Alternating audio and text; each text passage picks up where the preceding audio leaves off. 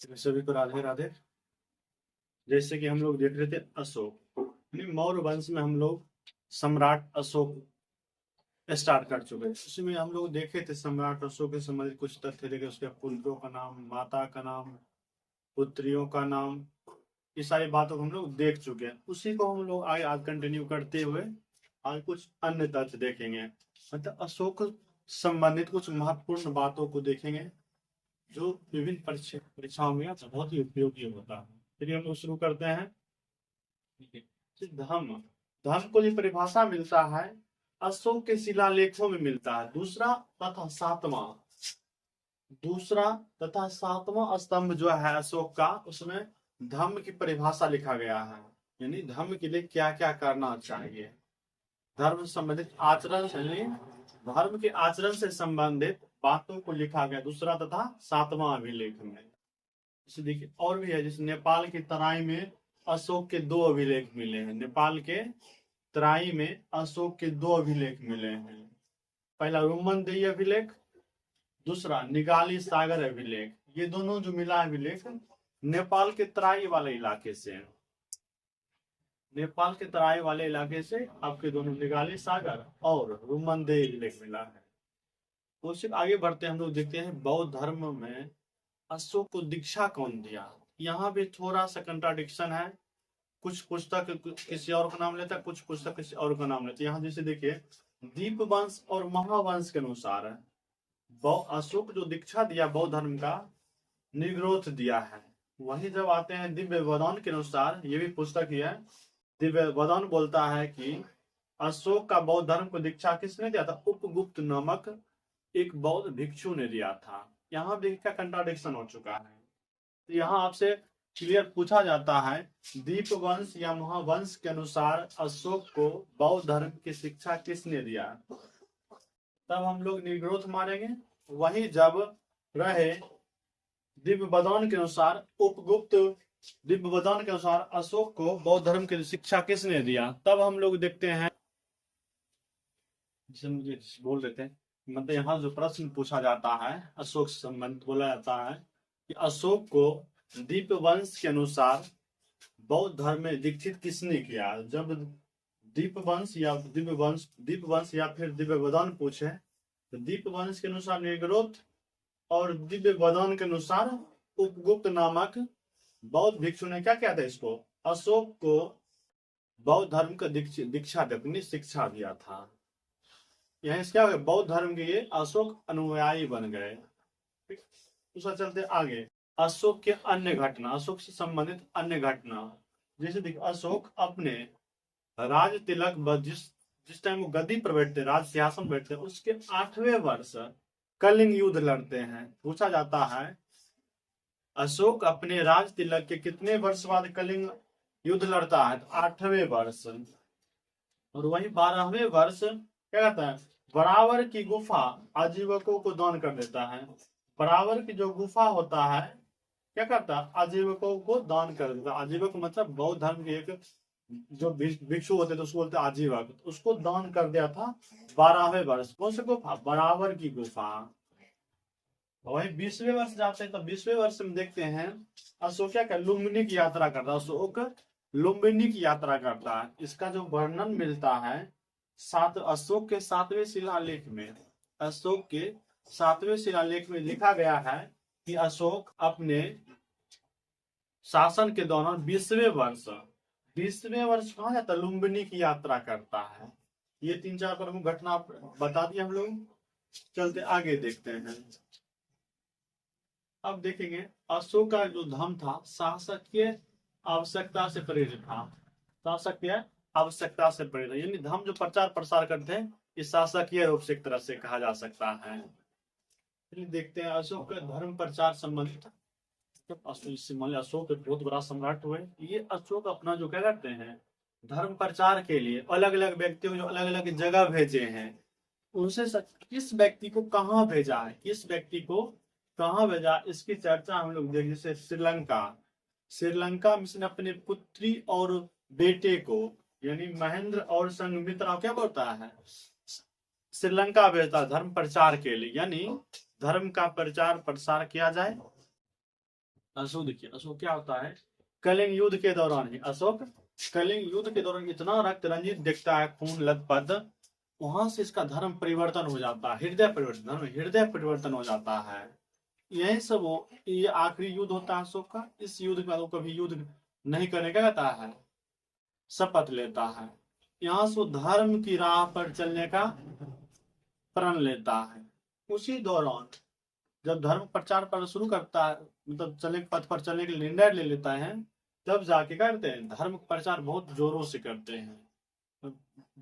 भारत में ही नहीं, भारत के अलावा भी भारत के पड़ोसी देशों तक इनका प्रचार प्रसार किया जाता है। अशोक के द्वारा, अशोक के अन्य पुत्रों के द्वारा, अशोक के अन्य जो मंत्री गण थे उनके द्वारा क्या किया जाता है, धर्म का प्रचार किया जाता है। तो पहले देखिए, धर्म प्रचार हो सकता है खुद नहीं जाए तो अब किसी को भेजा जाएगा, तो हो सकता है वहां प्रभावशाली हो भी सकता है, नहीं भी हो सकता है।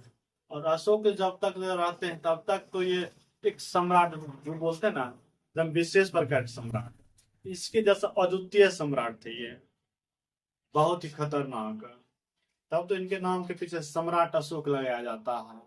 अखंड भारत के निर्माता थे। जैसे देखिए श्रीलंका में अशोक क्या किए, अपने पुत्र महेंद्र और अपनी बेटी संघमित्रा को धर्म प्रचार के लिए श्रीलंका भेजते हैं। वहीं यूनान देखिए, यूनान किसको भेजते हैं, महारक्षित को, महारक्षित नामक व्यक्ति को क्या करते हैं, यूनान भेजते हैं धर्म प्रचार प्रसार के लिए। वहीं मंजितक को कश्मीर और गंधार क्षेत्र में मंजितक को भेजा जाता है। उसे देखिए महाधर्म रक्षित जो व्यक्ति थे उनको महाराष्ट्र में क्या किया जाता है, धर्म प्रचार प्रसार के लिए भेजा जाता है। फिर देखिए महादेव जो है, महादेव नामक व्यक्ति को अशोक मैसूर में, यानी उस टाइम जो अभी तो पड़ जाता कर्नाटक में, उस टाइम मैसूर में भेजे थे। तो अलग राज्य था उस टाइम, अलग देश था। अशोक टाइम पीरियड की जो बात चल रहा है, तो उसमें मध्यम को हिमालय के जो तराई वाले इलाके हैं, उस इलाके में धर्म प्रचार के लिए क्या किए, ये अपने मंत्री व्यक्ति जो समझ लिए, अपने मंत्रिमंडल से या मुख्य व्यक्तियों को, अलग अलग जो धर्म के ज्ञाता होते थे उनको क्या किया, अलग अलग जगह भेजते हैं ताकि धर्म का प्रचार प्रसार किया जा सके, विश्व में शांति लाया जा सके। पहले तो पूरे मारकाट मचाया और फिर जाके शांति लाने का प्रयास कर रहा है। चलिए देखिए, उसके बाद जो है लघु स्तंभ लेख। अशोक समय में बहुत सारे क्या लघु स्तंभ लेख का लिखा हुआ, बनाया गया, निर्माण हुआ। जैसे सांची का लघु स्तंभ लेख, सारनाथ का लघु स्तंभ लेख, और कौशाम्बी का अच्छा विशेष कौशाम्बी को याद रखना आपको। कौशाम्बी लघु अभिलेख को कहा जाता है, इसको अभिलेखों की रानी कहा जाता है, यानी अभिलेखों की रानी का अभिलेख, यानी रानी का पूछा जाए क्वेश्चन, रानी का अभिलेख अशोक के किस अभिलेख को कहा जाता है, तब आंसर होगा कौशाम्बी। इसी रानी के अभिलेख में ही अशोक की पत्नी का चर्चा हम लोग देखे थे, अलग पद्मावती देखे थे, महादेवी देखे थे, मतलब अलग अलग वर्णों के हिसाब से देखे थे, अलग अलग पत्नियों के नाम देखे थे। उसमें से जो सबसे फेमस, मतलब जिससे अशोक सम्राट ज्यादा प्रभावित होते हैं, मतलब प्रभावित करने का मतलब ये हुआ कि जिस पत्नी का बात टालते नहीं थे, उस पत्नी का नाम इसी कौशाम्बी अभिलेख में मिलता है, जिस कारण से इस अभिलेख को क्या कहा गया है, रानी का अभिलेख कहा गया है। इसी में कारुबाकी, अशोक की पत्नी का नाम कारुबाकी का उल्लेख कौशाम्बी अभिलेख से मिलता है। चलिए इसको आगे हम लोग देखते हैं, इसको नोट कीजिए आप लोग।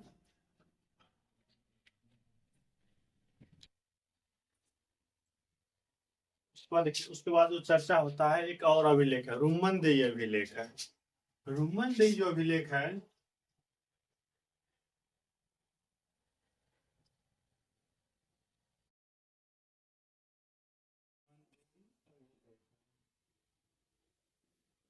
इस अभिलेख में जब अशोक क्या करता है, कौशाम्बी की यात्रा करता है, तब यहाँ क्या करता है, कर्ज को घटाकर 1/6 से 1/8 कर देता है। इसमें जो चर्चा है रुमन दिए अभिलेख में,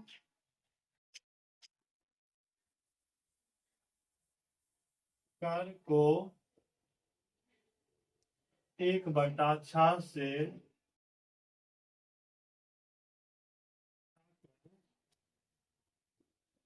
1/8 कर देता है। यानी रुमनदेही जो अभिलेख है, इसमें रुमन या रुमिनदेही,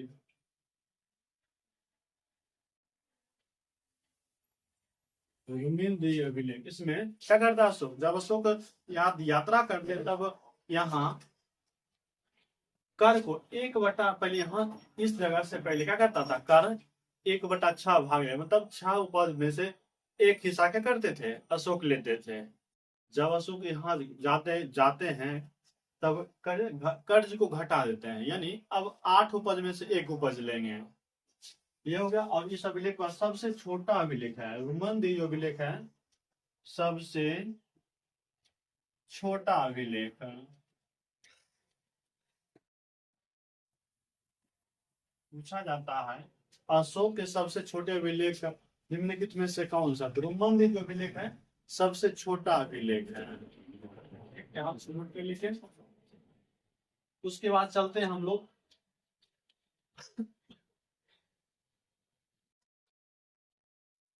उसके बाद एक और अभिलेख है, बोला क्या है, भाबरू अभिलेख है। भाबरू अभिलेख है। भाबरू अभिलेख में अशोक खुद को महाराज धीराज कहते हैं, यानी इस अभिलेख में क्या है, अशोक खुद को क्या कहते हैं, महाराजा धीराज कहा जाता है। यानी अशोक अशोक खुद को महाराजा धीराज, महाराजा धीराज या महाधीराज या मगध धीराज, महाराजा धीराज बोले मगध धीराज ही सही रहेगा, मगध धीराज,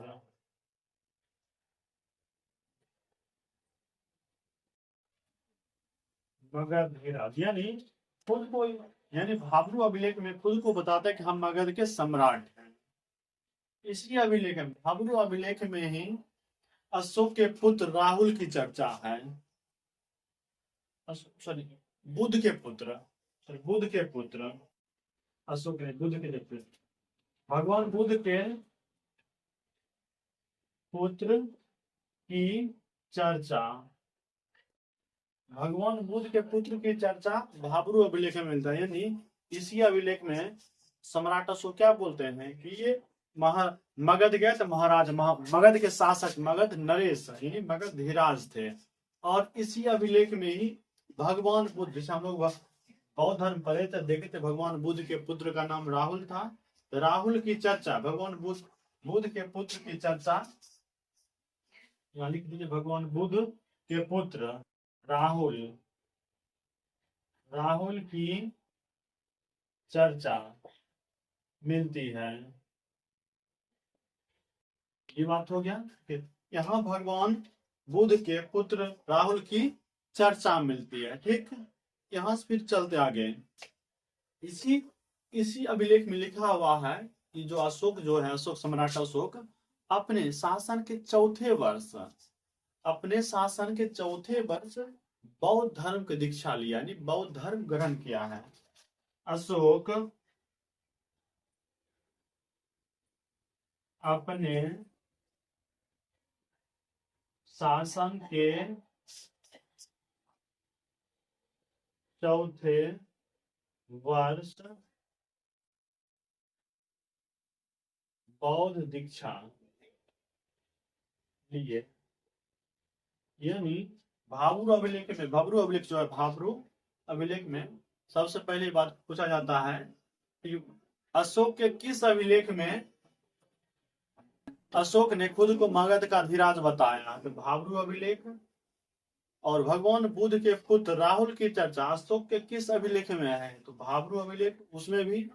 उसका थर्ड क्वेश्चन, अब अशोक अपने शासक के चौथे वर्ष बौद्ध धर्म की दीक्षा लेता है, इसकी चर्चा अशोक के किस शिलालेख में है? इसका भी आंसर क्या हो जाएगा? भाब्रू अभिलेख। किस तरीके से क्या होता है, आपका महत्वपूर्ण अभिलेख खत्म होता है। हम लोग देखेंगे नेक्स्ट क्लास में कुछ अन्य बातों से संबंधित चर्चा करें, इसको आप लोग नोट कर लीजिए। थैंक यू, धन्यवाद सभी का।